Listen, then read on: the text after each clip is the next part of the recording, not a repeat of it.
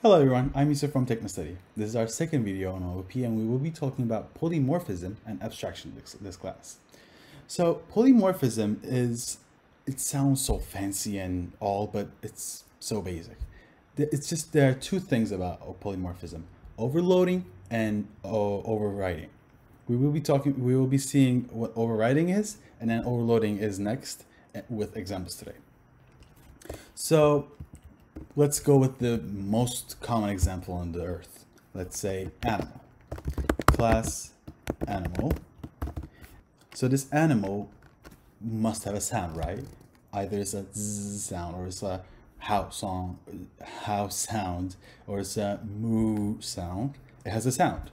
So let's say public void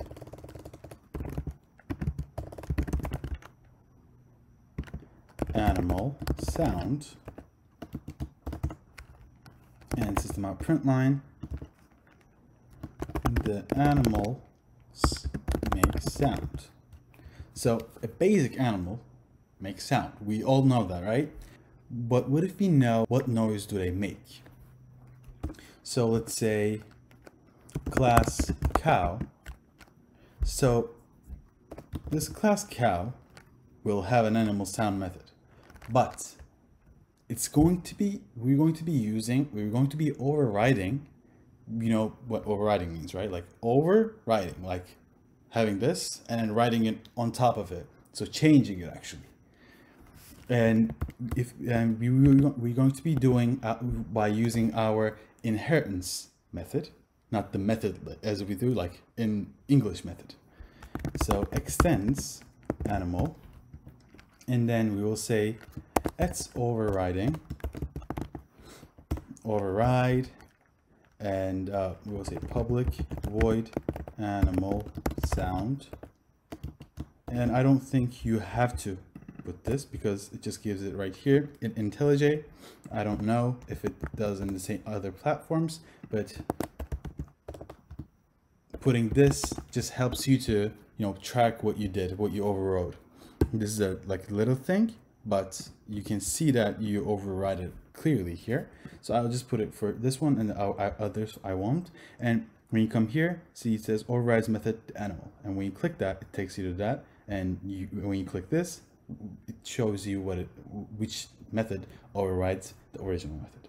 So what does the cow make noise? How does the cow make noise? Moo, right? And let's say class dog extends animal again. Let's say let's not put override this time. Public void animal sound, not sounds. See, because when I put the sounds, it doesn't override it, just makes a new method. And that is woof, right? Woof. Woof, woof. Let's that too. So now let's create a new class, and this is going to be last, I promise. Let's create a class called cat, and it's going to extend this again, and same process again and again and again. Meow. Yeah, that sounds about right. So, and last, sorry, promise. Class main class. Let's create a main method here, and let's say cow equals new cow. Yes, and I will do the same things for these two.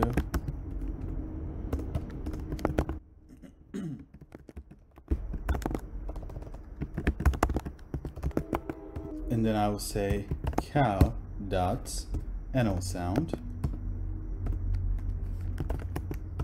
dog animal sound, and cat animal sound.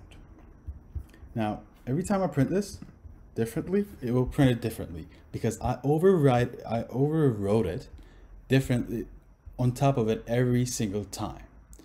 So it's basically this is it. But there is overloading as well. Now we're going to be getting the overloading, and I will not And after that, I will be talking about the difference between them so that you don't confuse. Just to remind you, overriding changes the original method to something else again and again and again. Okay, we clear, right? Awesome. So let's create a new class, not about animals this time. Let's create a math class, but not the math class that we learned. Let's like literally math class. Class math. So let's give this method a name. Let's put a sum. Static int sum function, and let's add two numbers. Oops, that's given to us. That is not, yeah, not so good. And return x plus y, right? So this is a method, just adds the given two parameters, x and y, and adds them and returns it. That's it. But if we want to use the same exact name, some function, does it work? It doesn't. See, because it says some function is already defined in math, so it's already being used. But what if we change this to double and double and double? See, now they're same. Some function and some function, they're the same exact name. Like this one. These are the same exact names, but we overrode this here. Let's go to the main method and let's write int first one equals some function 5 plus 5. Sorry, 5 and 5. And let's say double second one equals some function, see, it gives me here, which is a double, and I will write here 2.0 and 2.0. See, now when I press here, see, it just gives me this method and this gives me this method. I can separate them. So this is it. Overloading is just putting the same name inside of the same class and with different parameters. See, this is int x and int y, and this is double x and double y. So they are different parameters. It doesn't matter the string type. I just made this double because if I cannot just make this double and this int. When it adds up, it doesn't work because they're with the decimals and int is not. We can do it the opposite way. So this is, so they're the same. They have the same name, but they're different parameters. So we can do it this way, but they're in the same class. That's why we change the parameters. If they're in a different class, and if you use the same name, it overwrites. But if they're in the same class, and they have the same names, then it does overloading, and they cannot be exactly the same like this one. See, look at this one, look at this one. They're exactly the same. But if we make this here, same exact thing here, it doesn't work. It gives me error because they're the same exact thing, and they cannot exist in the same exact thing inside of the same class. If they're in a different class, it can. This is the main difference between these. And another thing, overriding cannot be static, final, and private, but overloading can be static, final, and private. This is it for polymorphism. Let's hop on to abstraction. So in abstraction, there are two things that we are going to be learning: abstract and interface. In abstract, there are abstract classes and abstract methods. One thing you need to know is abstract method cannot have body. This you have to keep this in mind. Abstract class can have methods other than abstract methods, but interface should always have abstract methods. So let's explain this with an example. I think examples are the best way to explain these. So we already have an animal class, so I will make this animal 2, animal 2, and I will make this an abstract class. So abstract class, let's make this an abstract method too, public abstract void animal sound, right? So now you see when I open this brackets, it gives me an error. It says abstract methods cannot have body. I have to delete this and just put this. So then how do we use this? We overwrite. We have this method, and then in a new class, we take this method and then we override it. It's like having it prepared for you, having this animal sound prepared that you're going to write an animal sound one day, but you don't know when, or you're going to write it for someone, but you don't know who it is yet. So you just create it, you prepare it for the future. And let's say public void sleep. No, it's not abstract, sorry. And let's say, yeah, I wish there was a middle size letter. Okay, good. And let's create a new class called cat. But we already do have cat, right? So let's say make this cat2. Cat2 and extends animal2. Nope. Animal2. See, now it gives me an error. It says class cat2 must either be declared abstract or implement abstract methods animal sound in animal2. We say implement methods and then we choose this. See, now it comes as with an animal sound and it overrides. See, I didn't even do anything. It just gave me the animal sound method by itself because I extended the animal. So if you think from the other video, not this video, with a teacher example, if you just write a teacher class and if you put abstract methods there, every time you open a new teacher, you can just implement the methods and then that's it, done. And you can just put the values inside quickly. And let's say cat2 again does meow sound. And let's create a class called my main class, and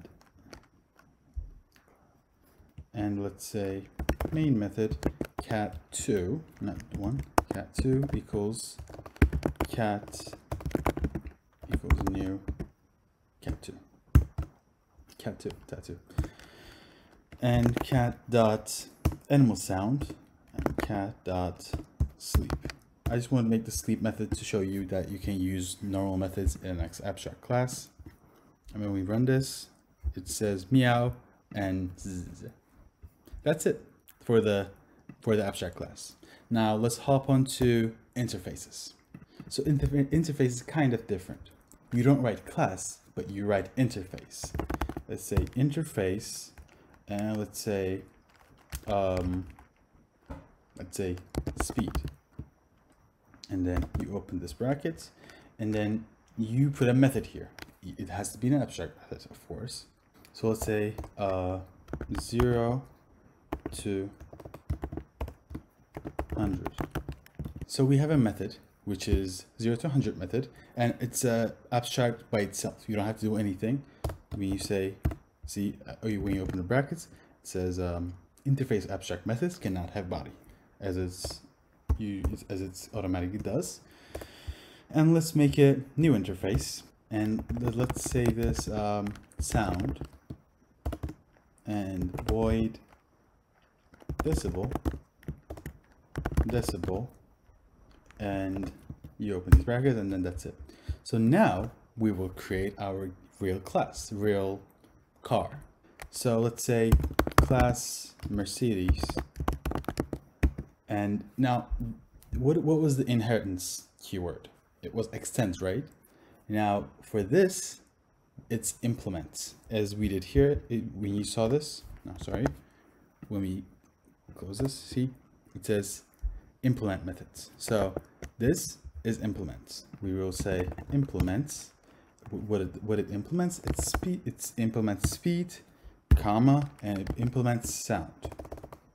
So you can implement more than one interfaces, but you cannot extend more than one classes. Let's try it. Animal. See, it says class cannot extend multiple classes. Abstract class, animal 2, blah blah blah. So for implementing, you can implement more than one interfaces. We say implement methods, and then we choose it. We press OK, and then you can fill it out by itself. So abstraction is having these methods prepared for you before, and then using it when the time comes, whenever it does. That's it for abstraction and polymorphism. Thank you so much for watching our video, guys. We had so much fun together, and we'll see you in the next video. Bye.